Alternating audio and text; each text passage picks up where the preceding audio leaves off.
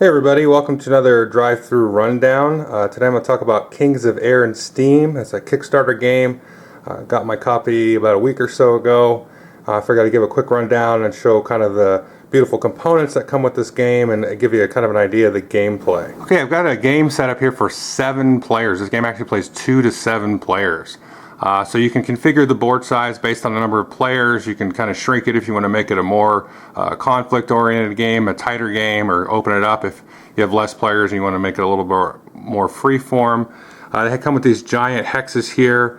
These are really nice looking. I think you can see the clouds there sort of hovering above the landscape. And they have these giant zeppelins here in all the different colors. And in my opinion, these are actually a little bit too big. So as the the game gets more crowded, you get more pieces out on the board. Maybe zeppelins in the same hex, which is allowed.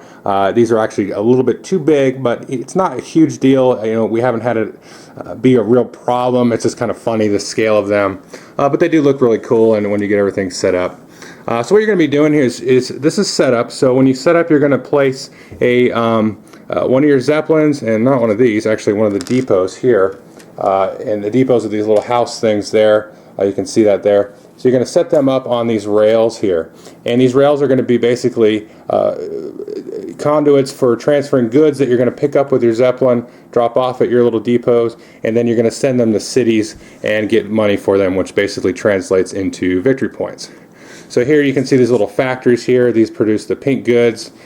These produce the little white-ish goods. I don't remember the name of actual goods. They're just colors to me. So you're going to fly your Zeppelin around, pick them up, and then drop them off at depots, and then try to ship them to the like-colored cities here. So this brown one here, this needs food, and you can see the closest food, let's see, is actually right over here. That's a little food factory. There's another one down over in that direction there. So you're going to fly around and then take some different actions. So here we've got a basic player board here, and these are actually double-sided. I'll go over in the advanced stuff a little bit later. You can get some characters that are actually dual-sided, but if you're playing the basic game, you ignore those for now. But basically, this is what you've got on your board. You've got 4 spots to put these little flying cards here, and these are little movement cards, and you can choose these, and then you'll place them face down. Everybody will place all 4 face down here underneath the board. And you're going to reveal them one at a time. So maybe the first time I'm going to take this 3, reveal that, and then I have to move my Zeppelin that many spaces. And then you'll be able to take an action. So you can see on the board here, you've got a little round breakdown, and you've got your actions here. So you can do a number of things after you move. You can build a new depot. Basically, you put the depot out on one of these rails here. That's going to cost you $4 if you're the first person in that link. And then so if somebody else were to come and build a depot here, that's going to cost them $7. So you can see this is sort of a longer link here. This is a little bit longer than this little 2-banger link here. So you want to get them kind of get out there early to get cheaper, as well as it helps you with your shipping a little bit later. I'll explain that. The next thing you can do is you can upgrade your airship, and that's this little token up here. You start down here at 0. You can see that says 0 diamonds and 2. And what that is the amount of goods you can store in there. So after you move to a spot here, you're going to move here, let's say to this factory, and then you can unload or load goods into your ship. So that doesn't count as an action. Once you move there, you can load a number of goods equal to your little number there. So as you upgrade it, you can carry more stuff. And then when you move back to your depot, you can drop them off. And then the next thing you can do here, or the next thing I should say, is this diamond here. So as you upgrade this is going to allow you to play better cards. You can see this card here doesn't have any diamonds on it. But here we've got a 3 that has a diamond on it. So what this ability does is the diamonds allow you to play basically duplicates of some of the numbers that you've already played. You don't always have to figure out to play different numbers. And then also notice the letters here. So the lower letters are going to go first. So when you reveal these, you're going to basically, whoever has an A in this slot is going to be able to move first, and then A, B, C, D all the way up. Well, you can see this one has a diamond and it has a C instead of a D. So as you increase sort of the maneuverability and the capabilities of your ship, you're going to be able to play more cards with diamonds on them. That'll give you a lot more versatility and moving around on the board, and especially if you're trying to maybe go for some different pickups or something like that, it's going to give you a little bit of a leg up on your opponents. Next thing you can do is upgrade your train. That's simply down here. This is going to help you with shipping. You basically pay the amount. And this is the amount of links you can ship it through. So the next thing has to do with that is ship goods. Let me talk about how to ship a good. Okay, here I just set up a little simple example for the red player. So the red guy has dropped off a bunch of cubes at his depot there, and there's no maximum amount you can store at a depot. So when you choose the ship action, you can ship one type of good. So I could choose all the pinks and ship those, or the white or the gray and ship those. So if we look over here, we've got a good here accepting the white, which I believe is like cloth or something. So basically, if we move this Zeppelin out of the way, we can see this is actually 2 links, because this is 1 link and then 2 links. So basically a link per city. So the red player would need to have his train upgraded to sort of level 2 on his little train track there. So he's going to need to have a level 2 shipping if he wants to ship this. So he'll take and ship this, and it'll go 1, 2. Now, the secret to that is there has to be at least 1 depot. If there's no depots on there, then you couldn't make that second jump. If it was just the yellow player's depot, he'd have to pay yellow basically $1 for each cube that he sent across. In this case, there's only 1, so you go 1, 2, and then yellow would get $1. Now, you get the $1 after you get paid.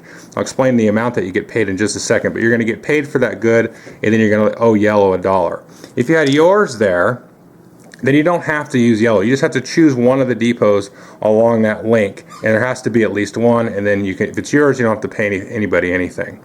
Now if we go over this way, let's say we wanted to ship these pink ones here. So we start here, we go 1, and then we're going to go up here, and that's 2. So again, we're okay with 2, and he can choose that one type. He can ship both goods. So you're going to take and you're going to ship this, and actually red probably wouldn't even have this there because he's got this on there, so excuse me for that. But so he's got 1 depot on this link already, so he's good to go. He's got 1 link, and then he's got a second link here.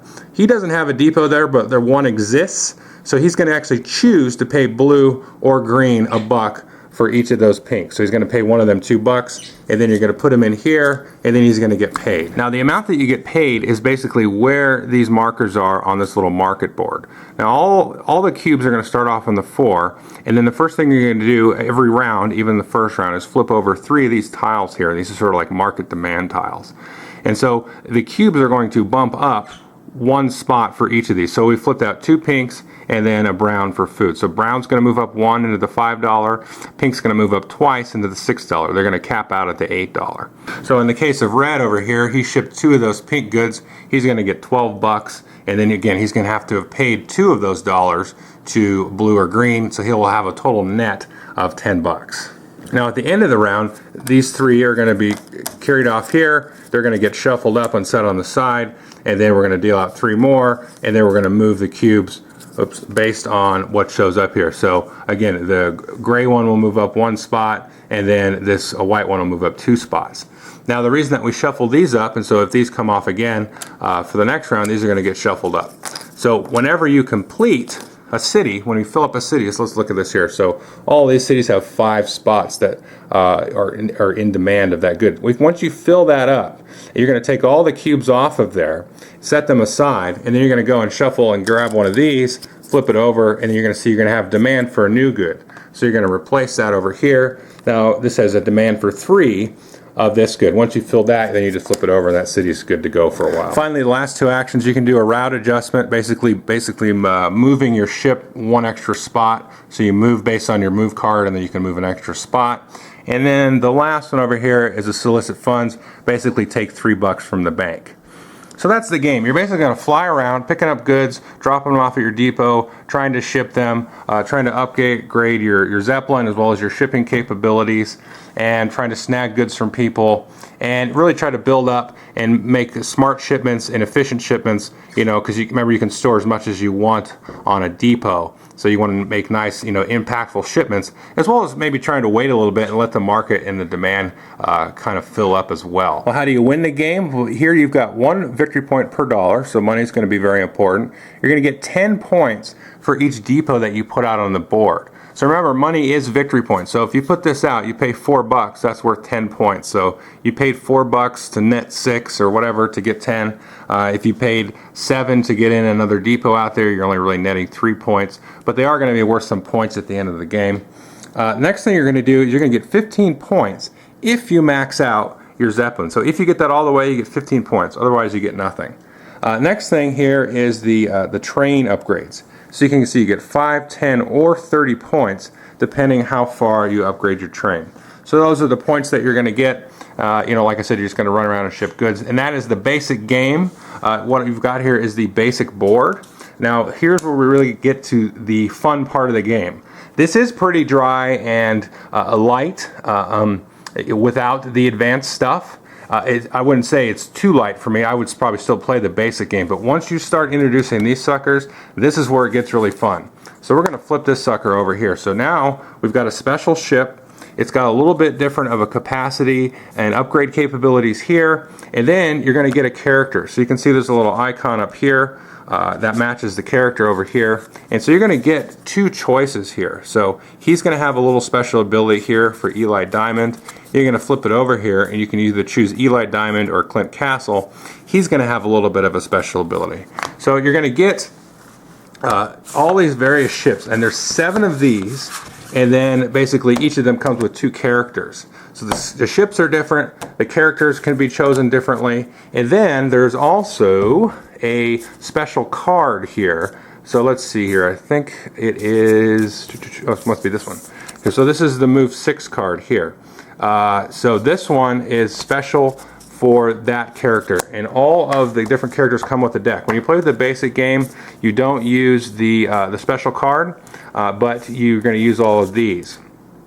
So you're going to get another move, like one of them is a move 7. There's a whole different little variable moves. They're all going to cost some diamonds though. And then there's some other tokens here, like one of the characters lets you build an extra track link between some of the cities out there. And then there's some other little fun abilities in here, like there's some gambling, some extra action abilities, stuff like that. There's one ability, this the Godfather or whatever, he lets you steal a good from other players sometimes if you're in the same spot as them. But that is basically the game. You're going to need to take some time, plan out where you're going to go, because again, the secret to this, or the key to this, is that you have to plan out all 4 of your cards for your turn. So you definitely, there is I wouldn't really call it downtime because everybody's kind of busy doing something, but you're sort of planning out your next 4 turns, your next 4 actions, and trying to hopefully get what you want out of the board here. And you are going to need to spend some time upgrading the stuff here to give you some of the extra capabilities to play the better cards, have the greater storage. Money at the beginning of the game is going to be relatively tight. So you're going to have to sort of figure out what you think other players are going to be doing, where they're going to be moving, what goods are they going to try to jack from you, all that kind of good stuff. I will just touch briefly on a couple of the character abilities just to give you some idea. This gal here will let you sort of transform one goods type into another type.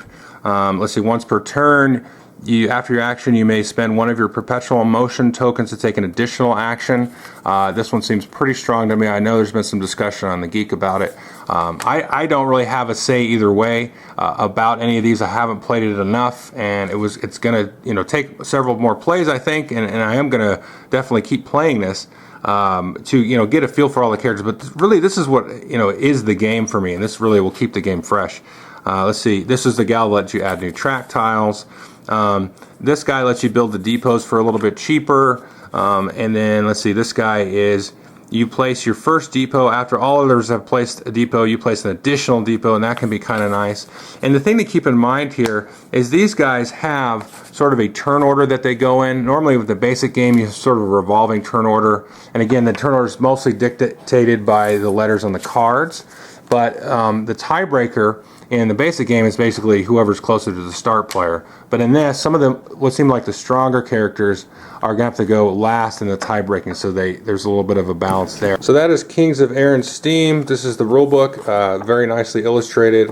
All of the little sections in the game have nice illustrated examples. That's the setup, and every little piece of the different actions you can do has a nice little step-by-step example to make the game very clear. And this is one of Tasty Minstrel's hallmarks, I guess you could say.